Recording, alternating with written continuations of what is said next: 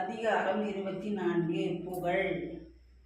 ஈதல் இசைப்பட வாழ்தல் அதுவல்லது ஊதியம் இல்லை உயிருக்கு. வறியவருக்கு கொடுத்து அதனால் வரும் புகழுடன் வாழ்தல் வேண்டும்.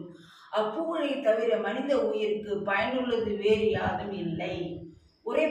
உரைப்பவை எல்லாம் இறப்பார்க்கு ஒன்று ஈவார்க்கு மேல் நிற்கும் புகழ். இறப்பவர்க்கு கொடுப்பது உண்டாகும் புகழை பற்றிய உலகத்தார் சிறப்பாக பேசுவர். ஒன்றா உலகத்து உயர்ந்த புகழ் அல்லால் ஒன்றாது நிற்பது ஒன்றியல். நெடுநாள் நீடித்து நிலைக்கும் புகழுக்கு ஒப்பான ஒரு பொருளை உலகில் காண்பது மிகவும் அரிதாகும். இளவரை நீள்புகழ் ஆற்றின் புலவரை போற்றாது புத்தேல் உலகு. உலகம் உள்ளவரை புகழோடு வாழ்பவனை மேல் உலகம் போற்றி புகழும் ஞானிகளின் ஒரு காலம் அது புகழாது.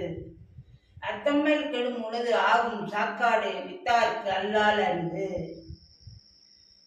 பிறர் நலனுக்காக நம் உடம்பை அழித்துக் கொள்வதும் புகழுக்குரிய மரணத்தை பெறுவதும் ஈகை திறன் உள்ளவருக்கே முடியும்.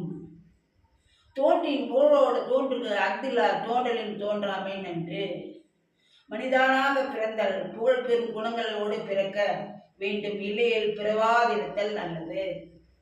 புகழ்பட வாழ்தார் தம்மை இகழ்வாரை நோவது ஏன். தமக்கு புகழ் உண்டாகும்படி வாழாதவர் தம்மை நொந்து கொள்ளாமல் தம்மை இகழ வருகின்றவரை நொந்து கொள்வது ஏனோ. வசை என்ப வையத்திற்கு எல்லாம் இசை என்னும் எச்சம் பெறாவிடின். தமக்கு பின் எஞ்சி நிற்கும் புகழை பெற்ற பின் அதுவே இல்லாதவருக்கு கொள்ளல் பழியாகும். வசையில்லா வன்பயன் குன்றும் இசையில்லா யாக்கைக்கு பொறுத்தே நிலம்.